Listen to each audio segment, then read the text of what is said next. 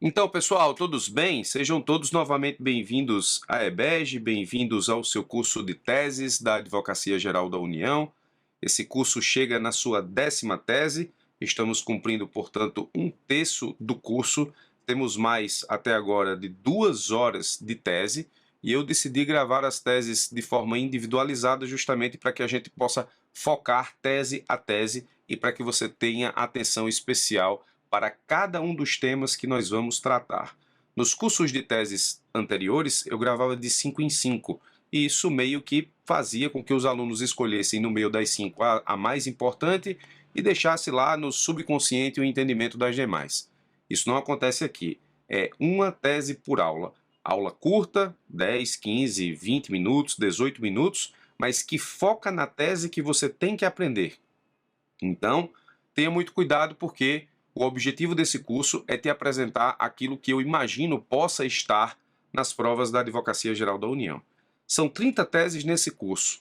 A depender de quando os editais da Advocacia Geral da União saia, não sei qual é o momento que você está analisando esse vídeo, ou seja, vendo esse vídeo, mas nesse momento não temos edital, eu posso, de repente, lançar mais 30 teses, mais 30, mais 30, a fim de abarcar todas as possíveis cobranças em segunda fase.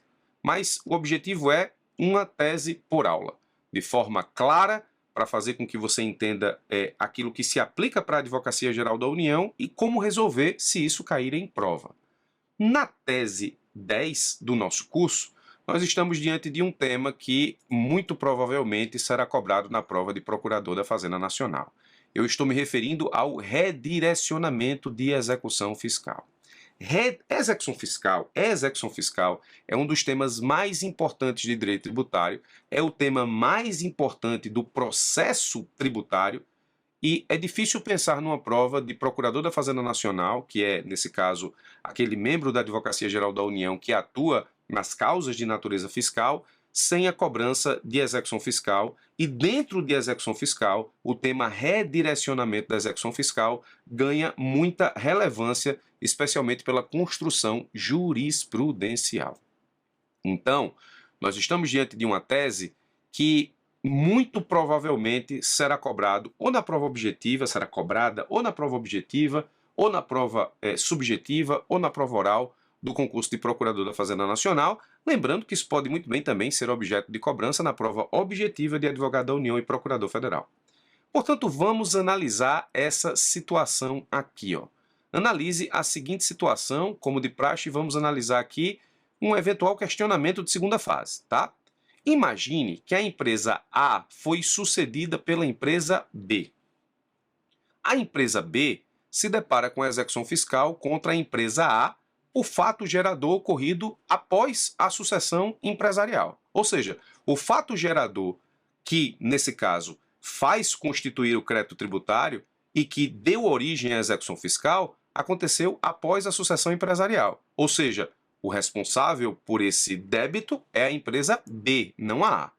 Mas ela se depara com a execução fiscal que tem como, nesse caso, polo passivo, a empresa A. Se depara, portanto, com a execução fiscal cuja CDA está em nome da empresa A. A certidão de dívida ativa foi lavrada em nome da empresa A. A empresa B, obviamente, alega, por meio do seu advogado, nulidade da execução, uma vez que a Fazenda não pode mudar o sujeito passivo da execução nos termos da súmula 392 do STJ. Essa é a principal defesa da empresa B, nesse caso, a fim de declarar a nulidade da execução fiscal. A súmula 392, ela estaria no enunciado e, nesse caso, ela diz o seguinte: a Fazenda Pública pode substituir a certidão de dívida ativa até a prolação da sentença de embargos, quando se tratar de correção de erro material ou formal, vedada a modificação do sujeito passivo da execução. Existe uma súmula dizendo o seguinte, ó: a Fazenda não pode mudar o sujeito passivo da execução. Apegada a essa súmula, a empresa B foi lá e disse, ó, como não é possível mudar a empresa A na CDA para a empresa B, então a nulidade de execução é patente e essa é a minha defesa. Presta atenção porque a lógica argumentativa da empresa B é bastante elucidativa e faz todo o sentido. Existe uma súmula do STJ dizendo que não é possível modificar o sujeito passivo da execução fiscal. A empresa B tem razão? Bom, se você apenas ler a súmula sem conhecer a tese, que eu vou explicar a partir de agora, você vai dizer que a empresa B tem razão, e nesse caso, a aplicação seria justamente a súmula 392, que impede a modificação do sujeito passivo da execução. Ou seja, não é possível consertar a CDA para trocar o sujeito passivo e, nesse caso, a execução ser consertada nesse momento. Agora, o STJ decidiu de uma forma que nós podemos dizer, sem sombra de dúvida, que se trata de uma tese favorável à Fazenda. O STJ, ele se apegou à ideia do seguinte: bom, a empresa A, ela foi sucedida pela empresa B. Portanto, a empresa A deixou de existir e a empresa B passou a existir. Como é que o STJ resolveu essa situação? O STJ, nesse caso, chegou à seguinte conclusão: o fisco, na hora da certidão de dívida ativa, ele sabia que a empresa B existia e que a empresa A não mais existia. Esse foi o ponto principal do entendimento do STJ. Então, o STJ resolveu a questão a partir da comunicação ao fisco acerca da sucessão empresarial. E aí eu faço uma tabela, sempre para te ajudar na prova, para que você entenda os posicionamentos. O STJ diz o seguinte, se houve comunicação ao fisco acerca da sucessão empresarial antes da ocorrência do fato gerador, então o fisco sabia da existência da empresa B e da não mais existência da empresa A. Então, de fato, existe nulidade no lançamento em nome da empresa A CDA já deveria estar a empresa B enquanto devedora tributária e não a empresa A, e a Fazenda não pode mudar o sujeito passivo na execução fiscal, aplica-se a súmula 392. Agora, se não houve comunicação ao fisco acerca da sucessão empresarial antes da ocorrência do fato gerador, o fisco não tinha como saber acerca da não mais existência da empresa A e da existência da empresa B. Então, não há nulidade de lançamento em nome da empresa A. A CDA traz a empresa A porque não havia como saber que ali o devedor tributário era a empresa B. A execução fiscal, ela, nesse caso, vai ser redirecionada em desfavor da empresa B. Veja, preste atenção, a solução não é a modificação da CDA. Então, não existe aqui uma violação à súmula 392. Essa não é a solução. A solução é, eu vou redirecionar a execução para a empresa B. E, portanto, a CDA continua como devedora tributária a empresa A. Eu não mexo na CDA.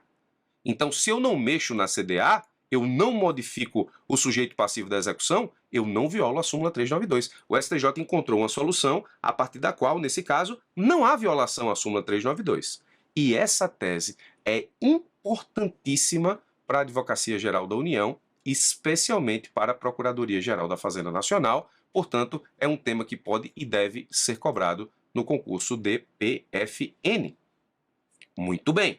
Quais foram os fundamentos jurídicos? Porque aqui eu já apresentei a solução. Se isso cair numa prova objetiva, muito bem, você já está apto efetivamente a entender e a dizer e a marcar a resposta correta nesse tipo de questionamento. Agora, veja, os fundamentos jurídicos, para que o STJ chegue a essa conclusão, eles são fundamentais para o enfrentamento da questão a título de prova de segunda fase, ou seja, questão subjetiva, parecer, peça e assim sucessivamente. Isso pode ser um tema, inclusive, de parecer, isso pode ser um tema, inclusive, de peça judicial. Ou seja, você, na qualidade de procurador federal, pode ter que apresentar esse tipo de fundamento em eventual manifestação processual ou consultiva. Vamos lá, quais os fundamentos jurídicos do STJ para esse tipo de entendimento? Veja, o STJ diz, a incorporação empresarial é causa de extinção da empresa incorporada. Então, nesse caso, nos termos do Código Civil e da Lei 6.404, a empresa A, nesse caso, ela foi extinta, ela morreu, ela deixa de existir. Sendo que ela deixa de existir no mundo jurídico, na seara civil. Esse é o tema. Para que essa extinção surta efeito na esfera tributária, que é a esfera de atuação do fisco, é necessário que essa operação seja comunicada ao fisco. E aí, o fundamento, artigo 123 do Código Tributário Nacional. Salvo disposições de lei em sentido contrário, as convenções particulares relativas à responsabilidade pelo pagamento de tributo, é o caso, não podem ser opostas à Fazenda para modificar a definição legal do sujeito passivo das obrigações tributárias correspondentes. E o STJ, ele tem jurisprudência, ele tem decisão que diz assim, ó, assim, para a extinção da pessoa jurídica resultante de incorporação, para que a extinção da pessoa jurídica resultante de incorporação surta efeitos também no âmbito tributário, porque no âmbito tributário não há efeito automático, faz-se necessário que essa operação seja oportunamente comunicada ao fisco, pois somente a partir da ciência da realização desse negócio inter partes é que a administração tributária será ou saberá oficialmente da modificação do sujeito passivo e poderá realizar os novos lançamentos em nome da empresa incorporadora e cobrar dela, sucessora, os créditos constituídos. Em outras palavras, se a incorporação não foi oportunamente informada, é de se considerar válido o lançamento realizado contra o contribuinte original, ou seja, aquele que não mais existe, embora o fato gerador tenha acontecido após a sucessão, que veio a ser incorporada, não havendo a necessidade de modificação desse ato administrativo para fazer constar o nome da empresa incorporadora, sob pena de permitir que esta última se beneficie de sua própria omissão. E, de fato, o STJ encontrou aqui o gatilho. Para que eu me livre, nesse caso, de execuções fiscais cuja CDA esteja efetivamente lavrada em nome da empresa passada, basta com que, nessa situação, eu seja sucedido ou o sucessor da empresa, por exemplo, aqui, a empresa B sucedendo a empresa A, não comunique ao fisco, então todas as execuções fiscais que chegarem tendo como sujeito passivo a empresa A seriam nulas, e a omissão da empresa B, nesse caso, seria um benefício para ela própria. Então, visando evitar esse tipo de situação, o STJ entendeu que a coisa se resolve a partir da comunicação da sucessão ou da incorporação ao fisco.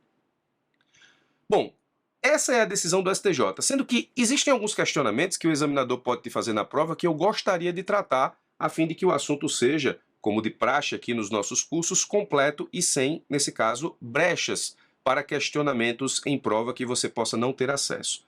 Bom, você poderia perguntar, professor, o registro na junta comercial dessa sucessão não seria suficiente para o conhecimento do fisco, já que esse registro nessa situação é público? O STJ também diz o seguinte, ó, o simples registro na junta comercial não alcança essa finalidade em relação à administração tributária, visto que não há, na Lei 8.934, previsão expressa de que esta, a administração tributária, seja pessoalmente cientificada desses assentamentos. Por outro prisma, não se mostra razoável exigir do fisco, da União, Estado, DF, município, a prévia consulta do registro dos atos constitutivos das empresas contribuintes sempre que realizarem um lançamento. Imagine, por exemplo, no caso da administração tributária federal, no caso da Procuradoria da Fazenda Nacional, se todas as vezes que se fosse necessário lançar uma CDA e constituir efetivamente a certidão de dívida ativa que vai originar a execução fiscal, se tivesse que se consultar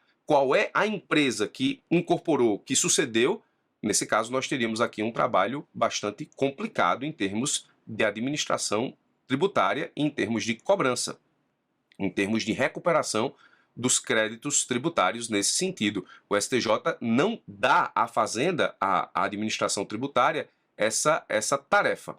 E ele diz exatamente que o registro na junta, por si só, não traz a ciência necessária à administração tributária para que ela possa saber, conhecer definitivamente acerca da sucessão. E, nesse caso, você também poderia perguntar, mas a sucessão ou informar a sucessão ao fisco não seria uma obrigação acessória?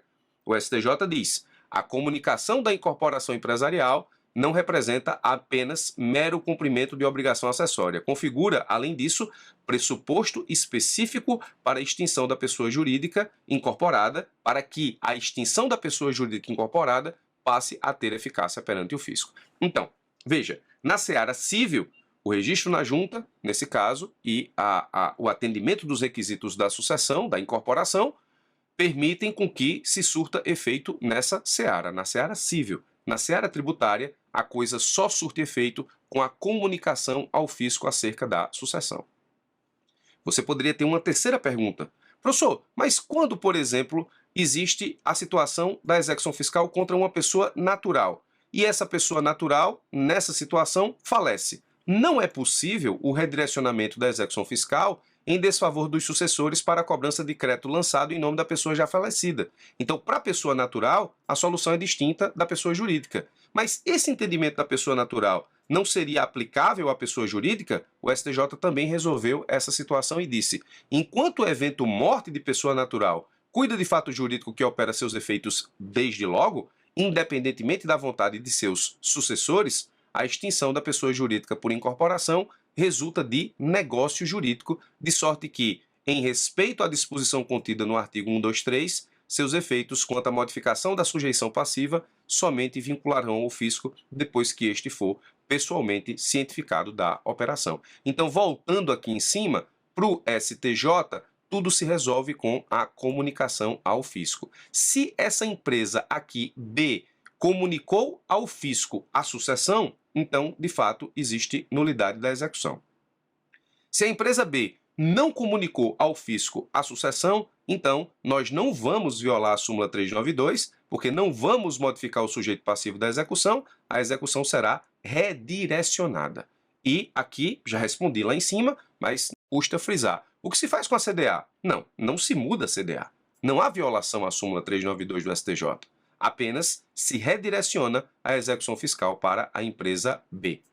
Cuidado, portanto, com essa decisão do STJ, porque nós estamos diante de uma tese favorável à Advocacia Geral da União, à Fazenda como um todo, porque também se aplica a estados, municípios e DF, mas nós estamos diante de uma decisão muito favorável à Fazenda e nessa situação isso tem muito cara de cobrança em prova, especialmente nas provas da Procuradoria da Fazenda Nacional, no concurso de Procurador da Fazenda Nacional que se avizinha.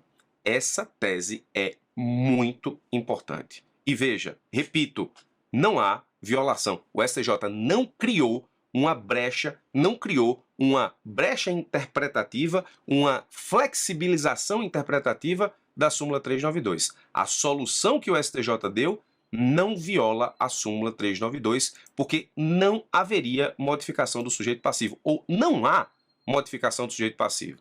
Se redireciona a execução que tem na CDA a empresa A, que tem como sujeito passivo a empresa A, para a empresa B. O que existe aqui é um redirecionamento e não a modificação da certidão da dívida ativa, ou seja, não se toca, não se viola, não se arranha aquilo que está previsto na súmula 392 do Superior Tribunal de Justiça.